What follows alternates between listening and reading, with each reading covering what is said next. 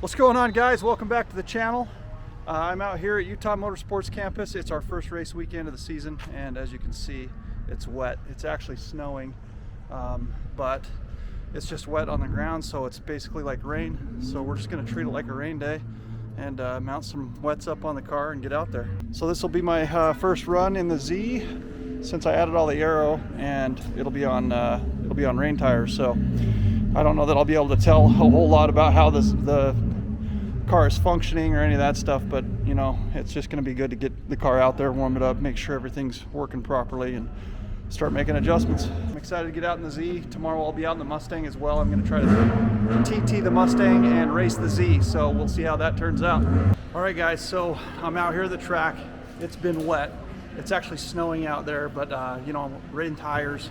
The car's actually doing really well. The car feels great.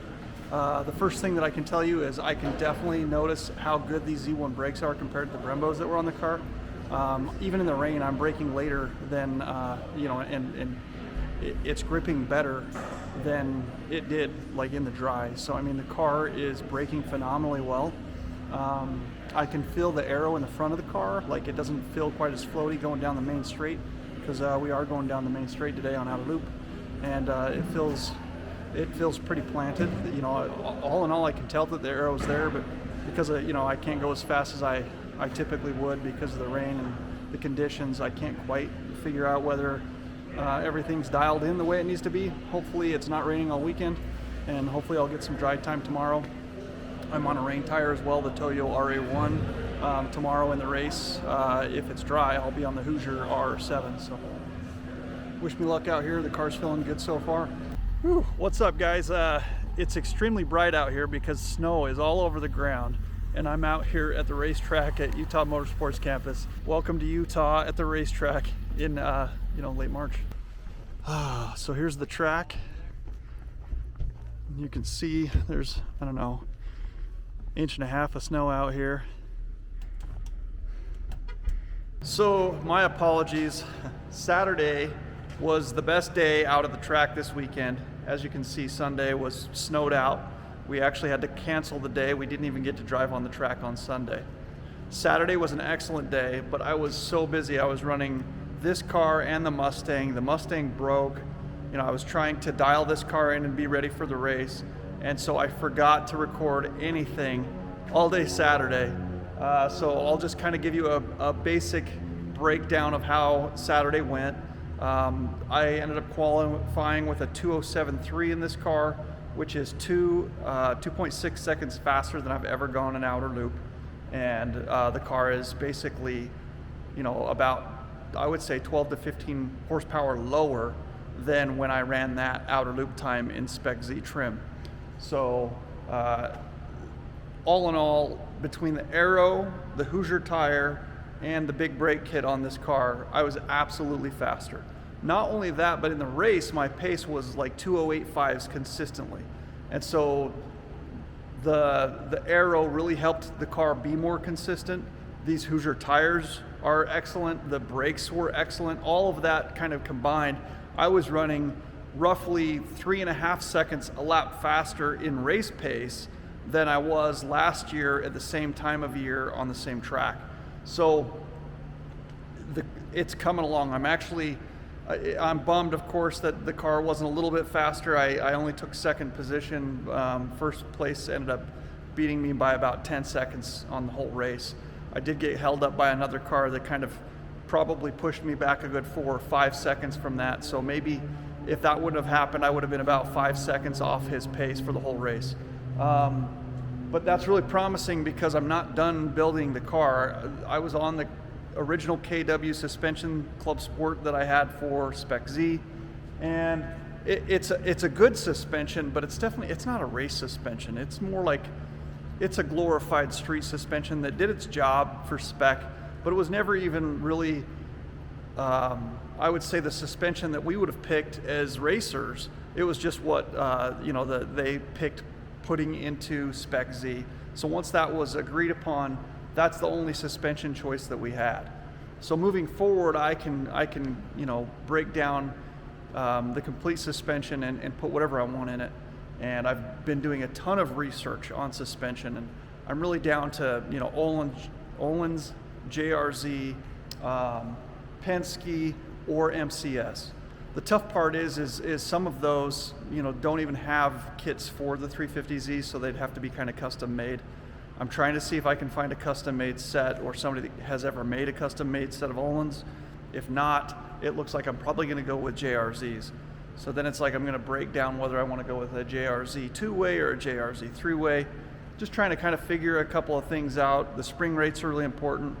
The car is definitely undersprung now. I'm completely dialed all the way in on compression. I'm dialed in almost all the way on rebound. My sway bars are completely tight all the way around, and the car's kind of bouncing coming off curbs and things like that. I'm just not getting the best, you know, contact patch on the ground consistently. So suspension definitely needs to be done as well.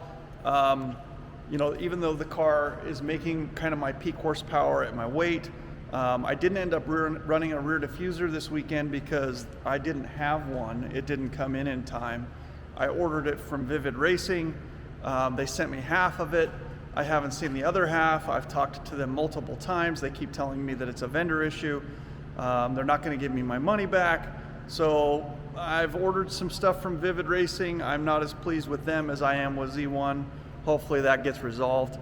I'm not quite sure, you know, how much better it would be to have either 6 more horsepower or the rear diffuser, but that's kind of where my breakdown is, whether I run the rear diffuser or, you know, add a little bit of power. What I'm going to do is I'm going to probably adjust the intake on the car, you know, get a bigger intake, cold air intake, maybe new injectors, take it in and get it tuned, maybe add that extra 5 or 6 horsepower back to the car, but make sure that my torque curve is hopefully stronger and longer throughout the whole entire power band. The BMWs were just flat out faster than me on the straights, and they should be, but they don't have as much aero as I do. But now, for some reason, I didn't quite understand, you could run a 4-inch splitter without taking a deduction on the aero. Mine's like a 5-inch splitter. It's fine, but those guys basically have aero and they didn't even have to like take any deductions for it, and they're way lighter and they're about the same power as me. So they're on a 245 or a 255 Hoosier. I'm on a 275. I've got to find a way to make up a little bit of power to be able to try to keep up with those guys on the straights, or else even if I get to them in corners, my corner speed differential isn't high enough to just like drive right by them or anything. They're going to have to make a major mistake, and I'm going to have to be able to, you know, hold them off going down a straight, and I can't do that right now. Their cars just motor right past me.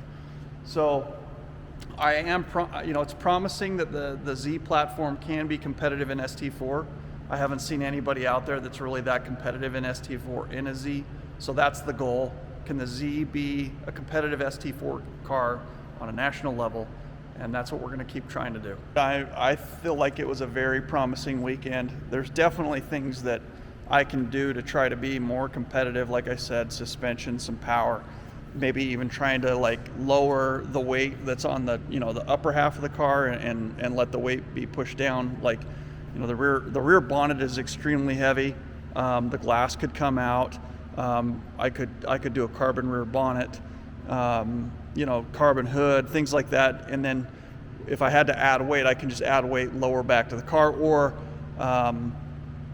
you know, I could possibly take off the front canards. I don't know whether they worked well or not. I should have taken them off at the track. I just didn't have enough dry time to do that. Overall, the aero on the car felt so good, and the car felt so confidence inspiring through corners and stuff that I didn't want to take them off. I didn't want to adjust anything because I was just amazed at how balanced the car felt instantly. So it kind of felt like one of those things where I was like, well, whatever I did was perfect. I do want to tell you that going through my data, going through some of the high-speed corners, one of them I'm typically 92 miles an hour. I was 98, 99 miles an hour this weekend. A couple others that, you know, I was a 4 or 5 mile per hour difference, and that's where the time differentiation came from. You know, a lot of it had to do with I was able to brake later, and aero also helps with braking. It's not just the big brakes. I like the XP24 Carbotech brakes in the front, the XP8s in the rear. That actually felt really good. They're actually a little over grippy to me on, the initial bite's really strong. I didn't quite have as much modulation in them as I do with the Pagid. The modulation on the brake pedal was a lot less of a travel of the pedal, so I just had to get used to that. But once I got used to it, it was fine. It was good. And for the price point of the Carbotechs versus the Pagids, being I can't even get the Pagid anyway in this backing plate, I'm fine with it. I appreciate the Carbotechs. I feel like they did a really good job, and I'm completely fine with moving forward with the rest of the season with the Carbotechs. I feel like the XP24 in the front and the XP8 in the rear was a good bias.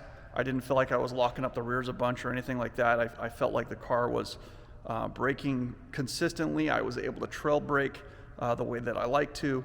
So overall, I felt like that was a good setup. Yeah, let me know if there's any questions you guys have, anything I can answer. I am pleased with the car. I'm pleased with the performance that we had. I've just got to find a couple little things here and there, and I'm going to be right there with the front runner of the ST4 group here locally. And hopefully I can push past him. He's a great driver, but my goal isn't just to beat him. My goal is to be able to build an ST4 car that can go to nationals and spank on some damn BMWs, because yeah, why not? The Z's a cheaper car. It's less expensive to build. It's less expensive to maintain. In my opinion, it's an awesome platform, and let's go get them.